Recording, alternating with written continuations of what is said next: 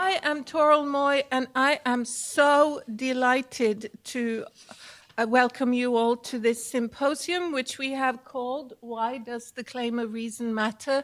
A symposium in memory of Stanley Cavell. Stanley Cavell was the tutelary spirit of PAL. 10 years ago, in October 2009, accompanied by his wife Kathleen, he came to Duke to give PAL's opening lecture. His lecture was memorably introduced by Duke's then president Richard Broadhead, who, as a fellow Americanist, revealed his affinities with Cavell's work. And the picture on the poster is from the seminar that followed. The next day. PAL's understanding of what a center on philosophy, arts, and literature might be is inspired by Cavell's work, which in its own right covers the whole spectrum from philosophy through literature to theater and film.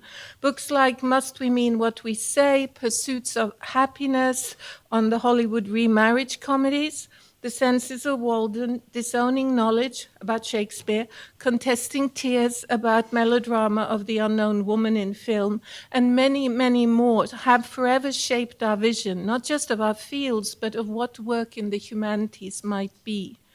Today we are turning to Stanley Cavell's magnum opus, The Claim of Reason, first published in 1979.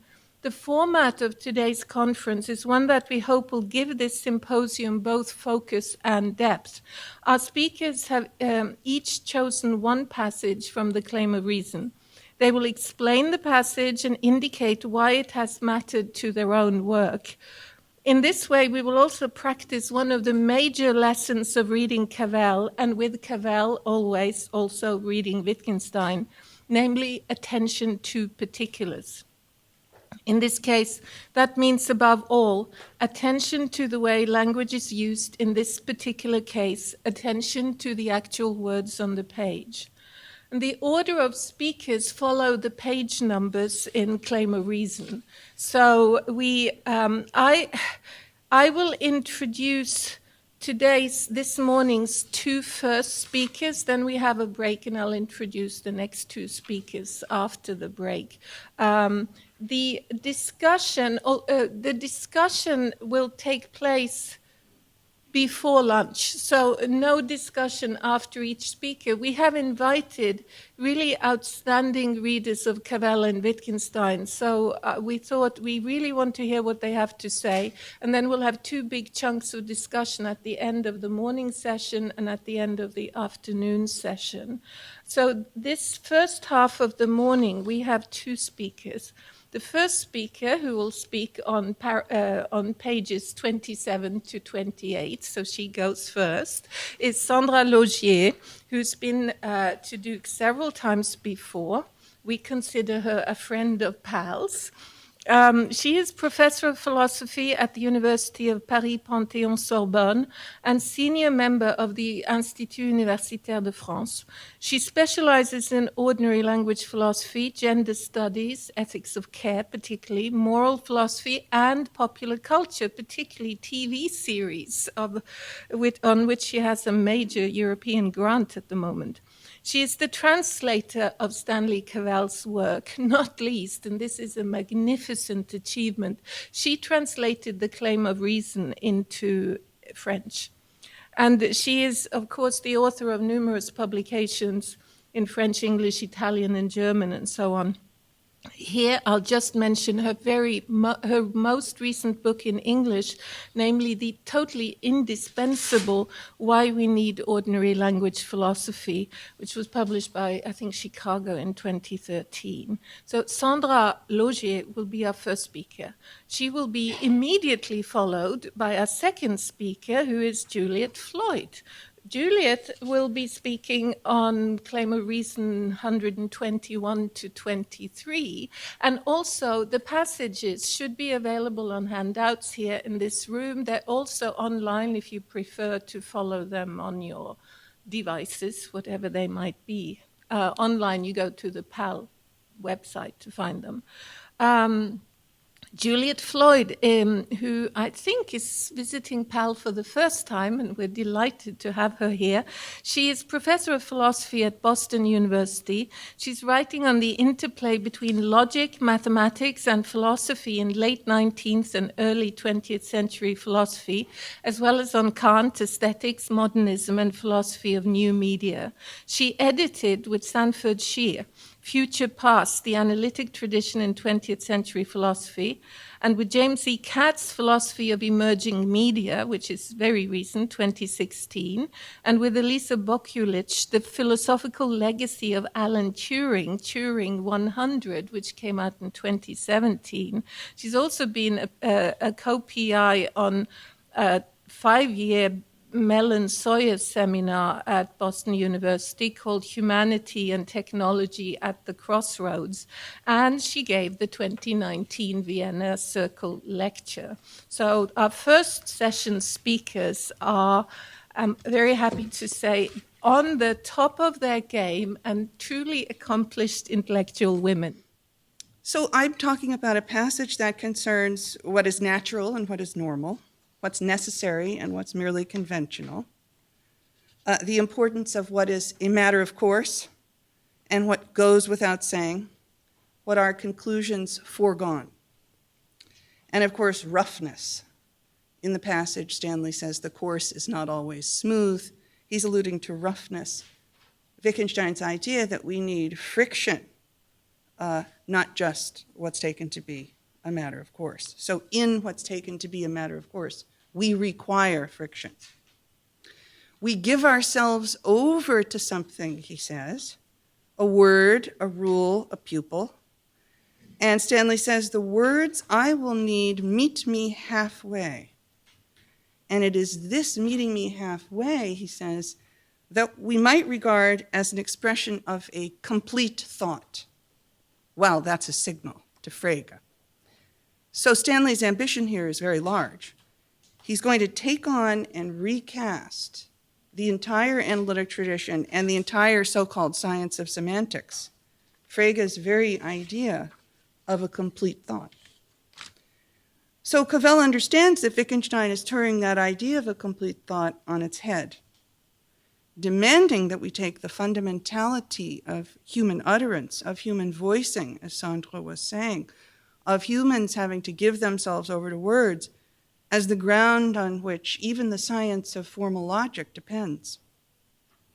And he ties his idea of criteria here to the ordinary, to what's taken to be in place and order, a matter of course. But this, of course, this whole idea of the ordinary has already been subjected by Stanley to a devastatingly accurate and infinitely important unmasking of what is precisely wrong with the ways in which ordinary language philosophy was initially taken, and sometimes still is, as a project to unearth pre-given complete rules of language use that somehow constitute meaning on their own. Cavell reconceives this with Wittgenstein as perverse, but also natural as a response. And his response with Wittgenstein is to, as Sandra says, open up a space for the human voice.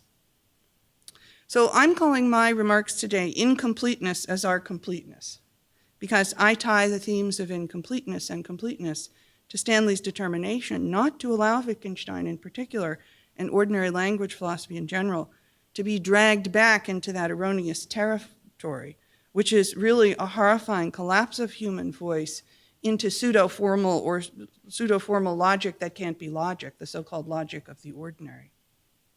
I also want to insist, going a little beyond Stanley, although he was always very encouraging for me to go this way.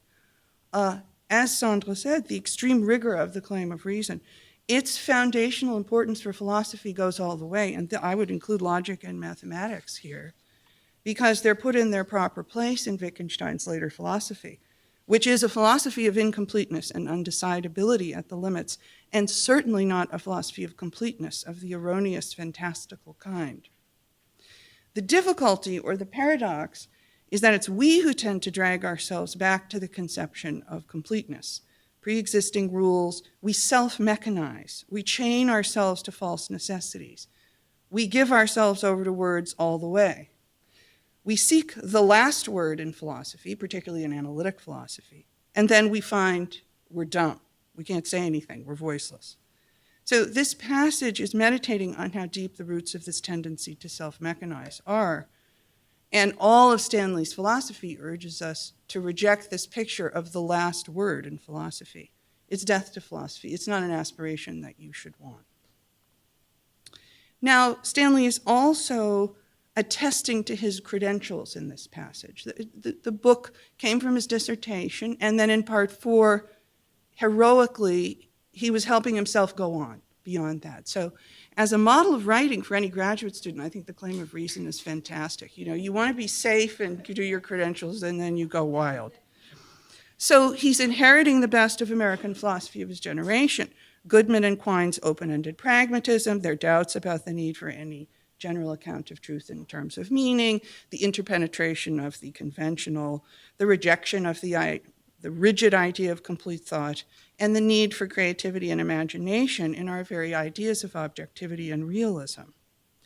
But even more than that, he's grappling with a Wittgensteinian theme, and in particular with a kind of twin dialectic between what we could call our automatism, what William James used as a word for habit, our automatism versus our spontaneity and creativity.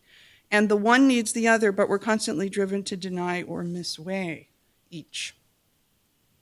Now, the dialectic between automatism and creativity is allegorized musically in the investigations, something very important for Stanley. Music was central to Stanley's conception of voice. And in the investigation, it's crystallized many times in many different images, but two especially worrying ones strike students. There's, first of all, the idea of the pianola, the machine playing music automatically, as if replacing or reducing the meaningfulness of our own performances to something mechanical. That's in section 157.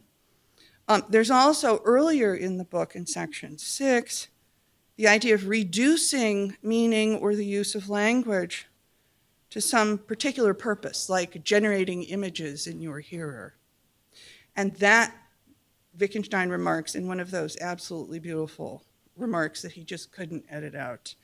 That would be like striking a keyboard on the note of the imagination as a picture of what utterance, human utterance, really is. But notice this would be a sort of noiseless utterance, right? It would just be you strike a note on the keyboard of the imagination, there's no phrasing there. There's no chance for performance. It's gone.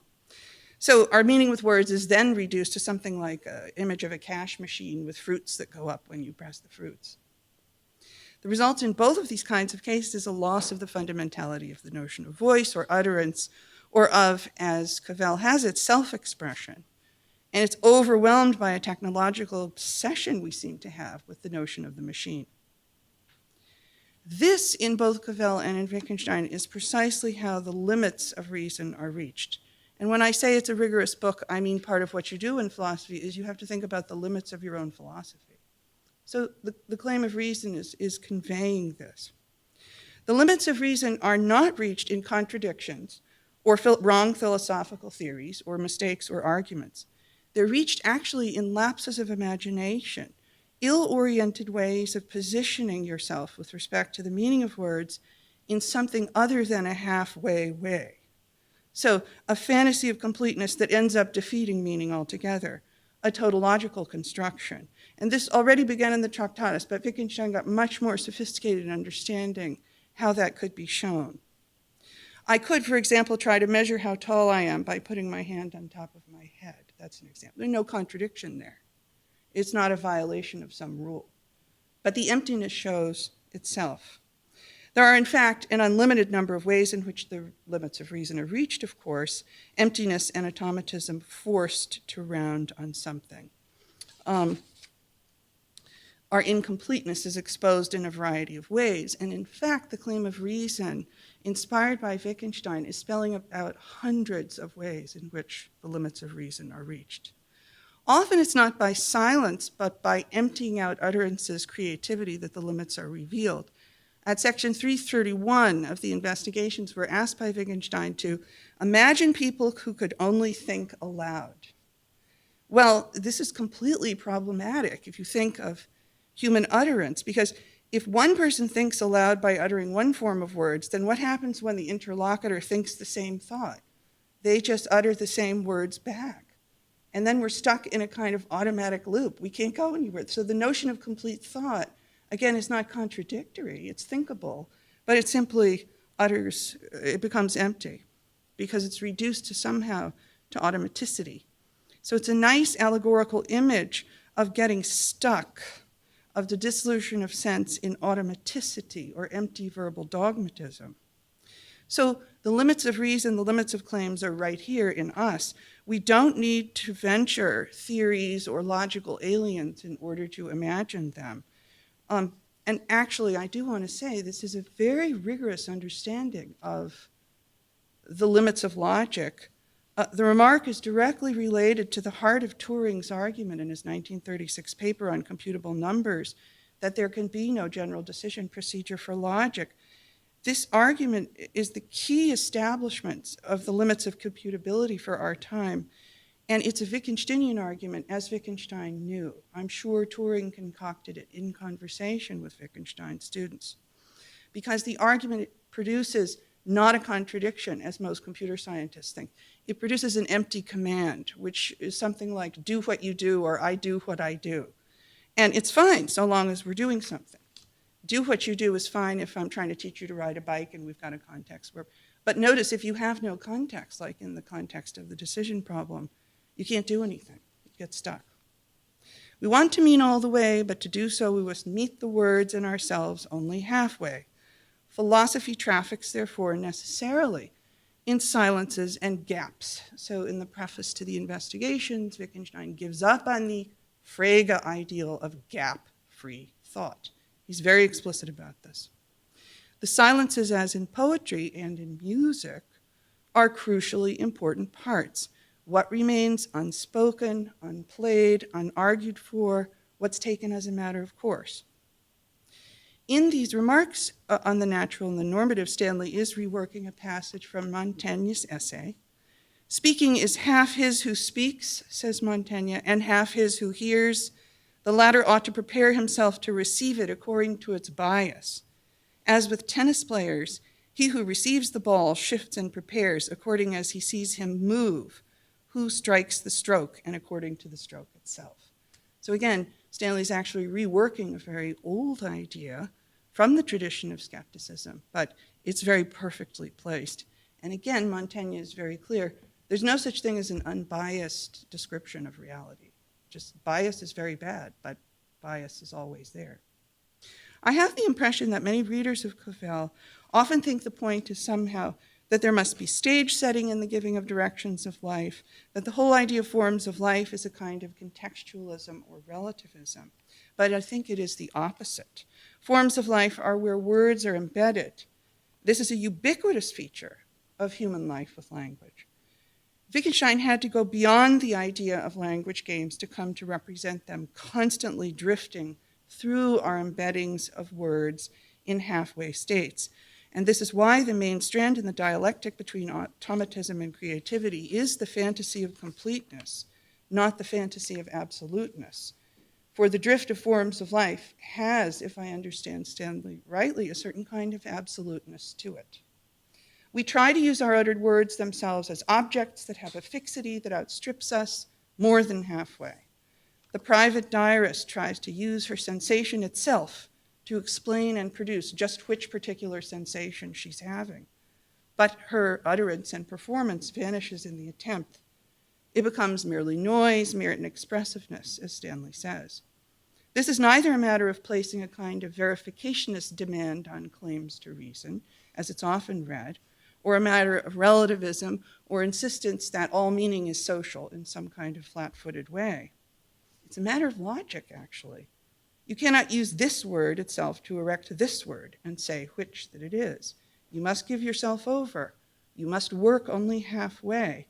This is the true foundations. It's the foundations of logic as well, true incompleteness. And the claim of reason enacts this and spells it out. I don't know how much time I have. Let's see. Okay. One of my favorite passages from Wittgenstein on this issue of silence is in the Zettel. And I'll read it because it brings out this importance of musicality to the claim of reason. Wittgenstein writes, and this is 450, 451, one who philosophizes often makes the wrong, inappropriate gesture for a verbal expression. One says the ordinary thing with the wrong gesture. As one can sometimes reproduce music only in one's inward ear and cannot whistle it because the whistling drowns out the inner voice, so sometimes the voice of a philosophical thought is so soft that the noise of spoken words is enough to drown it out and prevent it from being heard if one is questioned and has to speak. So part of ordinary language philosophy is the part that you can't speak. This is perhaps a paradox, but I think the idea is, again, that utterance and voice are fundamental to the philosophical quest despite all of this. Now, Wittgenstein here is, of course, responding to a quip that Frank Ramsey made in objecting to the Tractatus. If you can't say it, you can't whistle it either. So stop talking about what's unspeakable and inexpressible. And what Wittgenstein is doing is turning Ramsey's objection on its head. If you can whistle it, this might be because you have drowned out the importance of inner voice, interiority, inner sense, so to speak. Just the sounds being right isn't enough. One must phrase, voice, express, characterize, as I would put it. To have a voice with a whistle, like having a voice on the violin, is a little mysterious, but it's definitely something we accept. So it's something that you achieve. So this is the hardest thing when a child is learning to play the violin. How do you get a voice on the violin? And it's something that's quite palpable and makes itself manifest. Meeting halfway means something about the constancy of translatability in our lives as well. Stanley said, we don't whistle our curses. Stanley mentions curses in the passage. But we may revert to a foreign tongue to use them, to get the point across, he says. And so it's very moving to me that in the second edition of The Claim of Reason in the preface, Stanley thanks Sandra for keeping him alive with the claim of reason precisely by translating it into French. So the hardness of keeping a voice that is untranslatable in another language that was somehow mysteriously accomplished there with, among other things, the title Les Voix de Raison. That, I think, carries off Stanley's idea very beautifully, in a way better than the English title does. I kind of prefer the French title. Now, at the end of these remarks on naturalness and normativity comes a brief paragraph setting out some thoughts on modernism, and I just want to say a few things about that.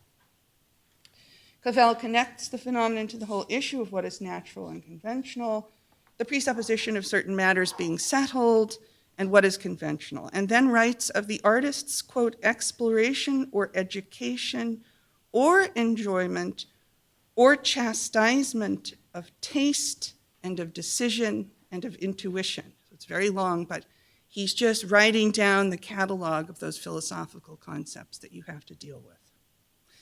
His meditations on modernism have everything to do with this dialectic of automatism and creativity, I think. And music is again a keynote here. The piano is, of course, a machine. It's got a discrete number of notes and a finite number of keys, but in the hands of a human being, it's an instrument of infinitely complex performance.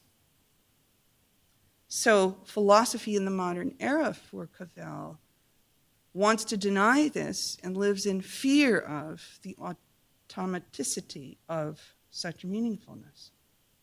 So it's not a question of reducing rationality and claims of reason to something soft like musicality or poetry or voice. It's rather, as Wittgenstein wrote even before the Tractatus, a question of seeing the hardness in the soft. The hardness needs the soft.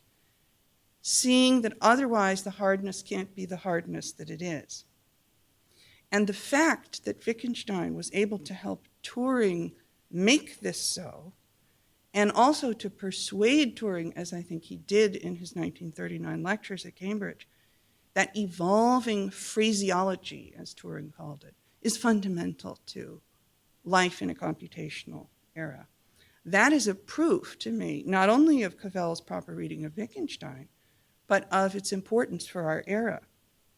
As Wittgenstein and Stanley foresaw, our need for automatism, that is, skepticism and the denial of the need for voice, achieves frightening proportions in a society driven by algorithms and digital technology and the algorithmicization of our self-image and self-presentation?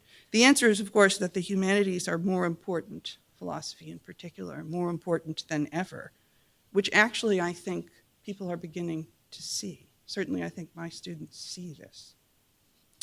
We are, Wittgenstein will write, machines symbolizing our own modes of operation. We hand ourselves over to the logical machine as if it will take all the steps at once, although then, unfortunately, there's no notion of a step that's left. There's no notion of unfolding at all. So we undo what we wanted. The genius of Stanley's capturing of the natural and the necessary and the normal is thus to grant to the so-called rule-following remarks their allegorical due. It's not that we're capable of generating convincing arguments to show that we are not machines, as perhaps Kripke seems to think. After all, a mark of the logical is that we are quite capable of acting mechanically. It's one of the most human things to do. But skepticism about meaning and necessity is generated through lack of imagination, a refusal to take the fundamentality of specific utterance as basic. Now, Wittgenstein did not draw in the notion of a form of life into his philosophy until 1937, when he began to write the Investigations. And that's exactly after he read Turing and exactly when he got to his later style, which makes the plurality of voice, the I and the you and the we, fundamental. So, in the Blue and the Brown books, to imagine a language is to imagine a culture. He uses the German word Kultur. 1937, he strikes Kultur out of the manuscript, and he changes. Now to imagine a language is to imagine a form of life. And the word Kultur, a dirty word after the Nazis, admittedly, but also philosophically not the right word. Kultur does not appear in philosophical investigations at all. This is surely intentional. So he eliminates Kultur in favor of that. The final thing, I've run out of time, was I wanted to connect this passage to part 4, where Stanley talks about Mill's autobiography and Mill's dejection and Mill's bilateralization into sort of two parts, the utilitarian background and the need to read romantic poets to stay sane. And there he talks about Mill's fantasy of the idea that we've run out of all the possible tunes that can be written because there are only a finite number of notes, and he ran a quick calculation and he became completely obsessed with the thought that music would end. I commend those remarks to you in connection to the ones I've just talked about, because I think they're absolutely wonderful, and they set the agenda for so much more that Stanley would do with this dialectic. So, thank you.